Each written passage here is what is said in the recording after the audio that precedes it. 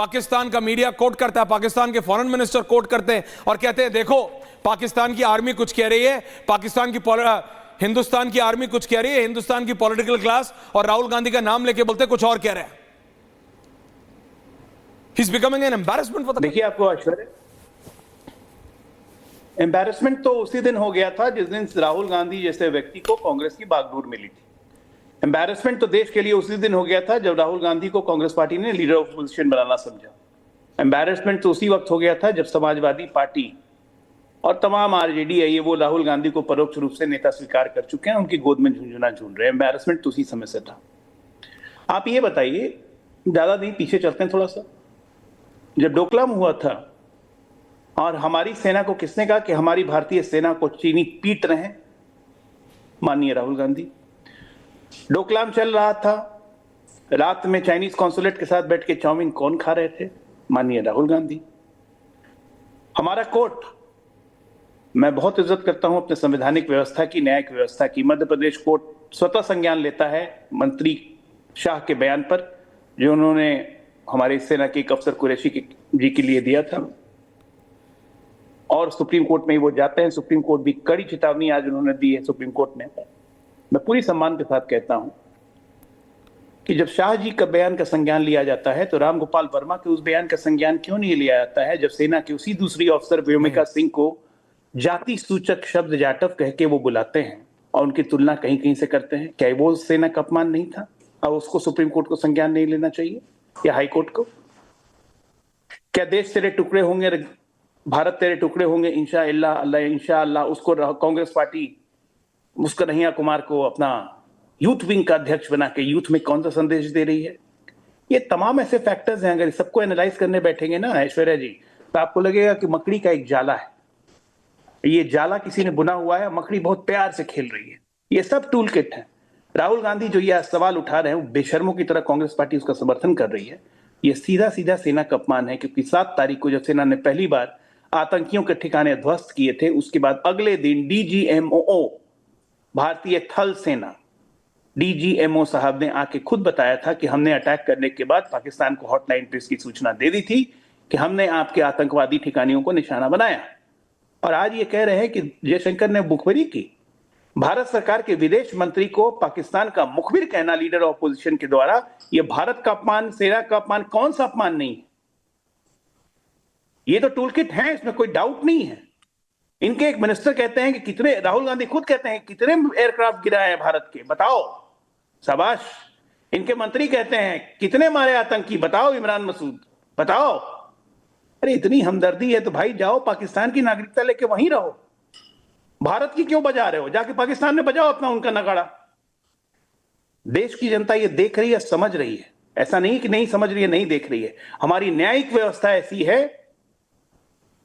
और जहां तक रहे केस मुकदमा की बात, तो राहुल गांधी पे तो इतने केस चल रहे हैं, इतनी बार माफी मांग चुके हैं, वो तो हैबिचुअल ऑफेंडर है।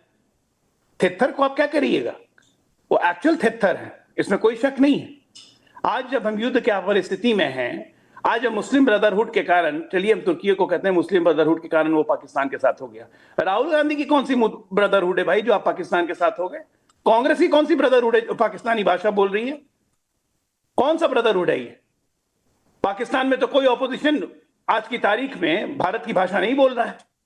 पाकिस्तान का कोई नेता हो जो वो आज की तारीख में प्रधानमंत्री के खिलाफ भी हो, वहां के प्रधानमंत्री के, वो भारत की भाषा तो नहीं बोलता है। हमारे विपक्ष को क्या हुआ? मतलब आप डेलीगेशन जा रहा है सांसदों का, और उसमें कांग्रेस पार्टी अपने सांसदों को कह रही है कि, और तृणमूल कांग्रेस कह रही है अपने सांसदों को कि भारत के डेलीगेशन में आप लोग पार्टिसिपेट करने नहीं जाएंगे। क्यों? आप भारत का हिस्सा नहीं है। नहीं Ajay ji, this is amazing, this is amazing, amazing नहीं है, अद्भुत है। ये अद्भुत है। लोकतंत्र के नाम पर नहीं, ये पर ये अपमान करना, पर ये दिवालियापन है, पर ये मानसिक दिवालियापन है सर। कांग्रेस, टीएमसी, सतीश जी, मानसिक दिवालिया, ये मुस्लिम जी, ये मुस्लिम ब्रदरहुड का नंगा प्रदर्शन है। ये इस देश को इस्लामिक राष्ट्र बनाने की सोच का एक नंगा प्रदर्शन है। Can I have all 4 please? Satish ji, Pankaj ji, Satish ji, इस देश किदवाई साहब आ रहा हूं, धारणा का ये नंगा फराज किदवाई जी समाजवादी पार्टी का, इस पे क्या मैं आ रहा हूं? हमारे मंत्री नहीं करेंगे बिल्कुल अजय, लेकिन सतीश जी मैं आपसे जानना चाह रहा हूं, अजय जी आ रहा हूं, नहीं मैं सिर्फ ये समझना चाह रहा हूं कि सतीश के सिंह जी, आपने बहुत सरकारें देखी हैं, you are senior journalist, BJP से विरोध ठीक है। आप सोचिए, आज तुलना हो रही है राहुल गांधी की, नेता प्रतिपक्ष है, एक यूट्यूबर से जिसको एनआईए ने और पुलिस ने अरेस्ट किया है पाकिस्तान के नाम पे स्पाई करने के लिए। कांग्रेस और टीएमसी कहती है भारत के डेलीगेशन में मत जाओ। क्यों मत जाओ? भारत क्या सिर्फ बीजेपी का है? भारत क्या सिर्फ बीजेपी का है? क्यों नहीं जाओ? You may disagree.